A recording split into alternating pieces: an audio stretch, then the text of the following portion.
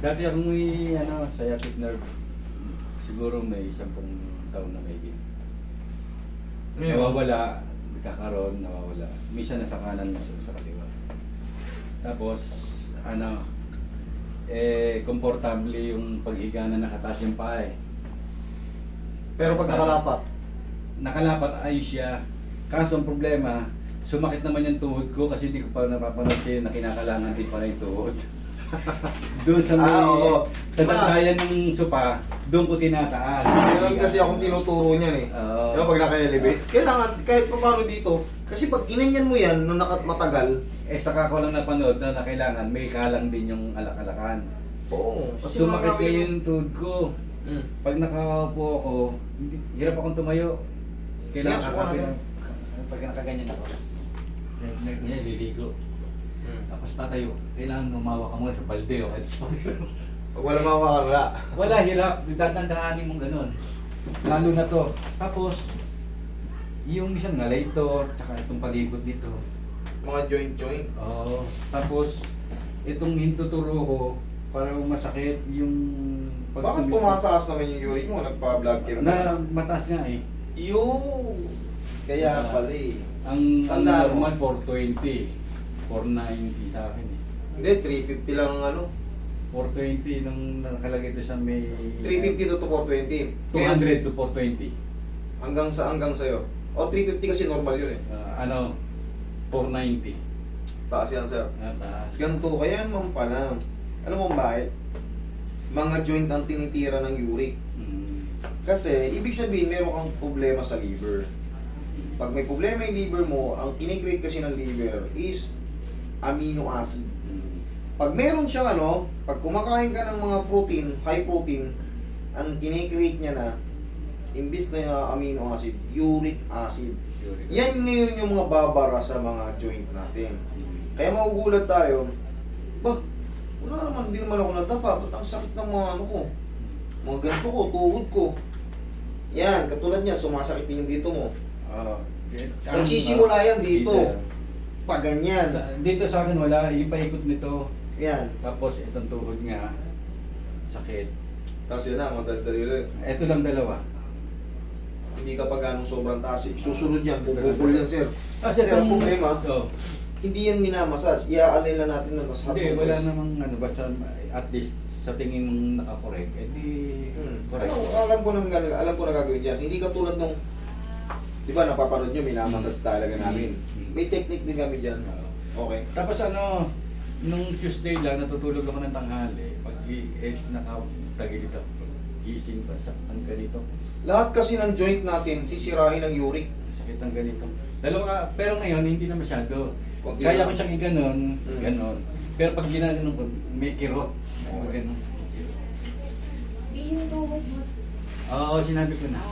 Yun nga po, lahat ng uric na papasok sa katawan natin, iniwas muna kayo sa mga laman loob, Hindi na ako makain nun eh. baka, mga, alam mo na, mga Ay, tuna, pamilya ng tuna, yung mga isdang madudugo. Yung baka, siguro, 2 beses ang buwan. Sir, pagka hindi pa mababalingan natin, mataas kasi ang ano yan. Mataas kasi ang ano yan. Uric niyan. Yayariin kayo niyan. Kahit pa nakahiga kayo sa pinakamalambot na kama, pag kumain kayo ng bawal, sabi ko sa inyo, sasakit at sasakit siya. Tigilan nyo muna yung mga sobrang alat, Ayun. yun nga, meat, red meat, lahat ng red meat. Pwede kayo sa mga tilapia. Marami namang isdang, puti, huwag lang pamilya ng tuna. Sa manok, pwede kayo dyan. Galunggong nga, narinig ko sa'yo eh, hindi rin pwede. Oo, pamilya ng ano yan. Pamilya ng tuna yan. Imbis na nagagalunggong, hasa-hasa na yung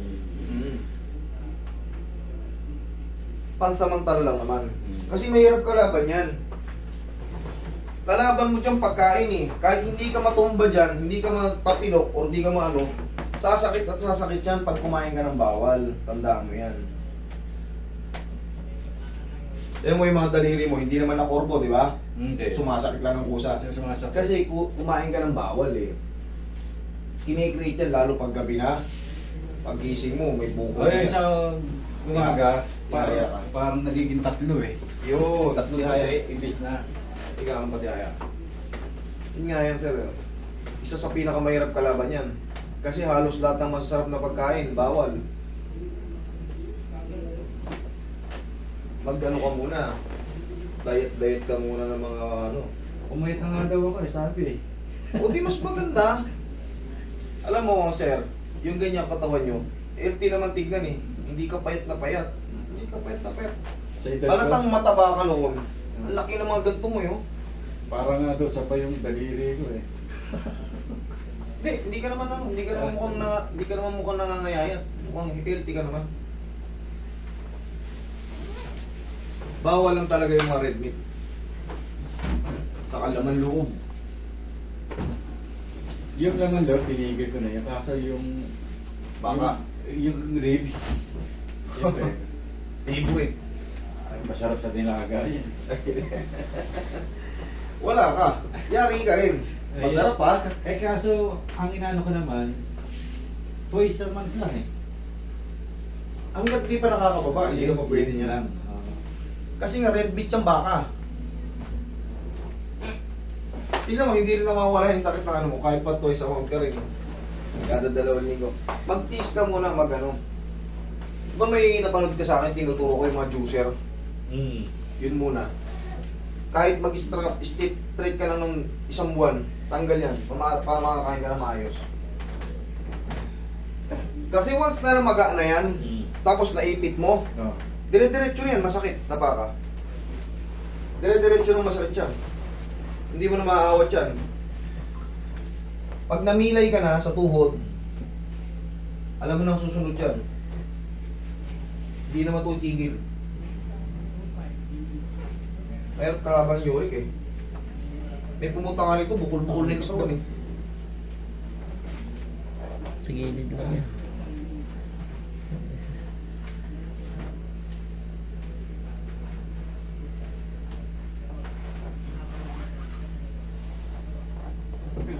Oroy, alam mo nung nito, diyan ka lang.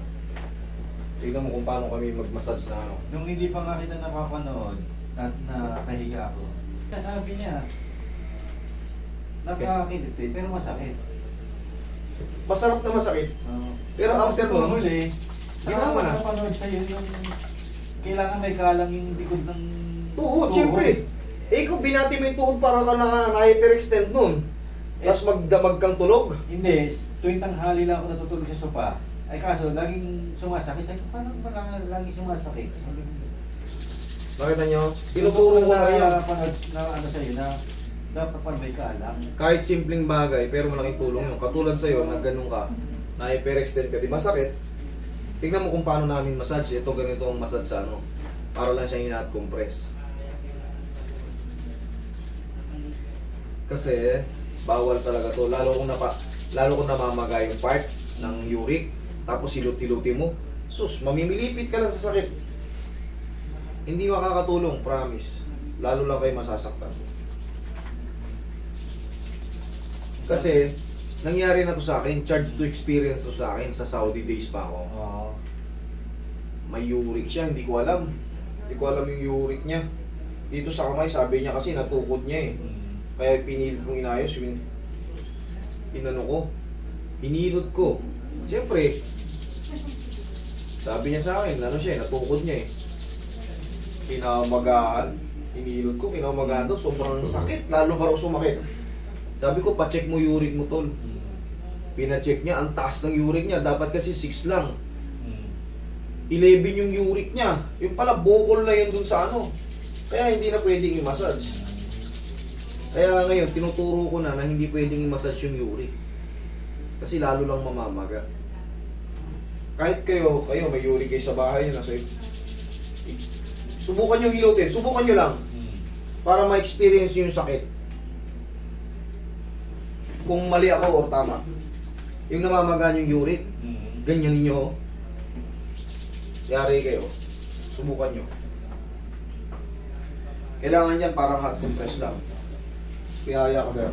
Bago pa nga kita mapanood eh, lahat ng na-experience ko, nag-akma sa mga sinasabi mo eh. Okay, tamo. Sabi ko, yung sinasabi ng nakakilitin masakit, naranasan ko yun Taas eh. pa yung balakang siya. Ganun nga yun, lahat nan. Kasi, sa tagal ko ba naman ang ano eh, alam ko na yung ano eh. Kaya, kung bago-bago pa kayo, magtataka kayo. Pero, kita nyo yung mga pupunta rito na na-explain nila na tama. Okay, ni? It's a Sa susunod kasi niyan, masasakit na rin yung balakang mo, kaya ginanito na rin kita. Sabi ko nga eh, lasing gadid eh. Lasing gawi eh. Sabi ko eh. Ulyum! Sabi! Oo. Sabi ko sana ka, lasing baragor pa. Gawi. May temple niya eh. Mia, pel Mia! Lalo na tong kaliwa ko, yun ang masakit na masakit eh. Ito? Oo, yan. Ganito lang, oo. Kita nyo? Kasi pag hinilot mo yung masakit na masakit, lalo lang mamamaga. Promise. Hindi healthy. Nakita nyo, namumula, namamaga, ilutin nyo. Tignan kung di kayo mamili. Pero kung himas-himas lang na. Ganito nga, oh. Ganito, yung para lang siyang Yung hinatuplas. hinahaplas na sa bahagya. Oo, ganyan, oh. Oo. Pero yung kagaya ng hilot na ganyan, Oo. naku. Saka na kayo magpaganyan, pag tapos na yun, oh. Magpa-uric test kayo ulit. Okay na, 6 na lang. Mas maganda, wala na eh. Parang ano lang, ganun lang, ang pinaka pero yung didinan nyo siya, masakit. Pero nung nakita ko sa iyo, gusto ko yung binabalibag ko yun. Hinahataw mo siya sa ano eh. Ah, tuhod yun. Tuhod nga masakit na rin eh. Ano yun eh, twisted na yun eh. Ah, ganon. Uric sa ito eh. Uric Hindi, to. pero masakit eh. Ganon din. Pwede ko naman hatakin to. Oo. Gusto ko ganun eh, yung balibag mo. Yung babalibag sana ako, hindi kaya eh. Huwag yung lalabanan. Pwede naman yun. Pero sa pag twisted na yun, ito kasi uric.